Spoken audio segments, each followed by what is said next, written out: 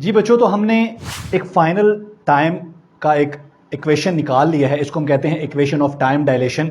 इसमें del T, दोबारा गौर से सुने, डेल टी वो टाइम है जो उस बंदे ने मेजर किया है जिसके लिए ये फ्रेम ऑफ रेफरेंस मूव कर रहा है, और डेल टी ये उस बंदे ने मेजर किया है जिसके लिए फ्रेम ऑफ रेफरेंस मूव नहीं कर रहा, या जो रेल कार के अंदर बैठा हुआ है जिसको लग रहा है कि उसका फ्रेम ऑफ रेफरेंस जो है वो मूव नहीं कर रहा, उसके लिए दोनों इवेंट्स जो हैं वो एक ही जगह पर हो रहे हैं और सब कुछ नॉर्मल है। ये उस बंदे ने टाइम निकाला है जो ग्राउंड पे खड़ा था, जिसको ये लग रहा था कि रेल कार बहुत ज्यादा स्पीड के साथ मूव कर रही है। अब जरा इन दोनों टाइम को कंपेयर करते हैं और नतीजे पे पहुंचने की कोशिश करते हैं। बच्चों, ये जो प्रॉपर टाइम है, प्रॉपर टाइम क्या है? प्रॉपर टाइम उस बंदे के लिए है जो रेल कार के अंदर बैठा है और जिसको लग रहा है कि लाइट ऐसे सीधी जा रही है और सीधी वापस आ रही है, तो सब कुछ नॉर्मल है। तो सब कुछ नॉर्मल है तो वो इन दोनों इवेंट्स के दरमियान, मैं एग्जांपल ले रहा हूं, इन दोनों इवेंट्स के दरमियान जो टाइम निकालता है वो बंदा, वो टाइम निकालता है जी 5 सेकंड। वो कहता है जी रेल कार के अंदर जो बंदा बैठा है और वो नोट कर रहा है कि लाइट बीम ऊपर जा रही है फिर नीचे आ रही है, इन दो इवेंट्स के दरमियान वो जो टाइम इंटरवल निकलता है वो टाइम इंटरवल निकलता है जी 5 सेकंड। और रेल कार मूव कर रही है 0.5 c के साथ, यानी कि स्पीड ऑफ लाइट की 50% स्पीड के साथ। ये दोनों वैल्यूज को अगर आप इस रिलेशन में पुट कर दें तो डेल टी हमारे पास आ रहा है 6 सेकंड। इसका मतलब है कि वो बंदा जो ग्राउंड पे क्लॉक लेकर खड़ा हुआ है उसको लग रहा है कि इन दोनों इवेंट्स को होने में टाइम लग रहा है 6 सेकंड, लेकिन जो बंदा रेल कार के अंदर है जिसके लिए सब कुछ नॉर्मल है वो कहता है कि नहीं, टाइम लग रहा है 5 सेकंड। इसका मतलब है कि जो बंदा ग्राउंड पे खड़ा है वो ये नतीजा अखज करता है कि यार इवेंट तो सेम ही है, लेकिन मेरे फ्रेम में ये इवेंट 6 सेकंड में हो रहे हैं।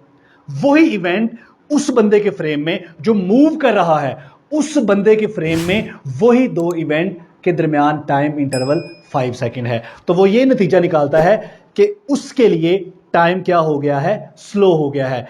उसको ये लगता है, जो बंदा ग्राउंड पे खड़ा है उसको ये लगता है कि यही दो इवेंट के दरमियान जो टाइम इंटरवल है वो उस फ्रेम के अंदर जो मूव कर रहा है उस फ्रेम के अंदर ये टाइम स्लो हो गया है। सारी चीजें ऐसे स्लो मोशन में मूव कर रही हैं।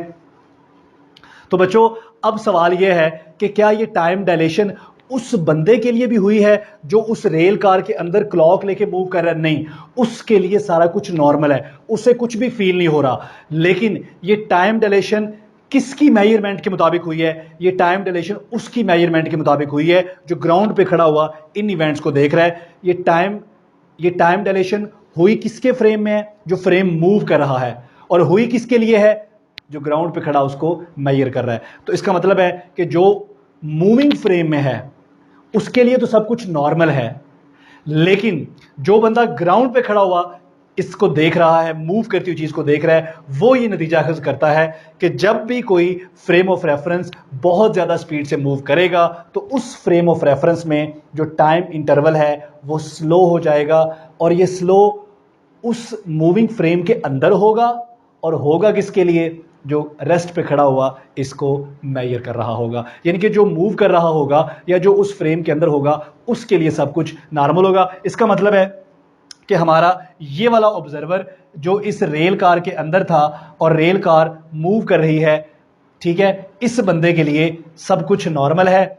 इस बंदे के लिए इन दो इवेंट्स के दरमियान जो टाइम लग रहा है वो 5 सेकंड लग रहा है, लेकिन इस बंदे के लिए इवेंट सेम है। इस बंदे के लिए रेल कार मूव कर रही है, दोनों इवेंट स्पेस में डिफरेंट जगह पर हो रहे हैं, इसलिए इस बंदे के लिए यही दोनों इवेंट 6 सेकंड में मुकम्मल हो रहे हैं।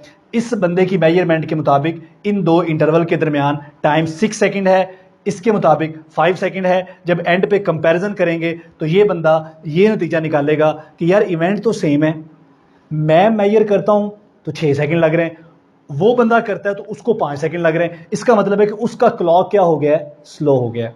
इसलिए उन्हीं दो इवेंट्स को मेजर करने में उसको टाइम कम लग रहा है। तो वो बंदा जो मूविंग फ्रेम के अंदर है, जो भी चीज मूविंग फ्रेम के अंदर है उसमें टाइम इंटरवल जो है वो स्लो हो गया है, सारी चीजें स्लो मोशन में हो रही हैं। ये बंदा जो है जो ग्राउंड पे खड़ा देख रहा है उसको लग रहा है कि जो कुछ भी इस रेल कार के अंदर हो रहा है वो सब कुछ स्लो मोशन में हो रहा है, ठीक है। लेकिन जो रेल कार के अंदर है उसे कुछ भी फील नहीं हो रहा, उसके लिए सब कुछ नॉर्मल है। अब एंड पर ये क्वेश्चन है कि क्या टाइम डायलेशन रियल है? बिल्कुल रियल है। इसकी रियल एग्जांपल है हमारे पास म्यू-ऑन। अगर आप इसको स्टडी करें तो इसका लिंक मैं आपको बता दूंगा। तो म्यू-ऑन जो एक पार्टिकल है जो हमारे एटमॉस्फेयर में क्रिएट होता है, वो टाइम डायलेशन को बिल्कुल सेटिस्फाई करता है। आज तक हम कोई भी ऐसा फिनोमेना डिटेक्ट नहीं कर सके जहां पर हमारा टाइम डायलेशन का कॉन्सेप्ट जो है वो फॉल्स होता हो। बच्चों याद रखें, टाइम जो है हमने कहा कि वो कोई स्टैटिक चीज़ नहीं है, टाइम एक डायनामिक चीज़ है। और दूसरी बात ये है कि ये रियल क्यों है। देखें, हमारी जो कॉमन सेंस है, हमने कॉमन सेंस में इतनी ज़्यादा स्पीड से कभी चीज़ें मूव करती देखी नहीं है, इसलिए हमें लगता है कि ये सही नहीं है। लेकिन साइंस हमारी कॉमन सेंस का नाम नहीं है। साइंस कॉमन सेंस को नहीं मानती, साइंस में होती हैं मेजरमेंट्स। तो साइंस किसको मानती है? फैक्ट्स को, फिगर को और मेजरमेंट्स को।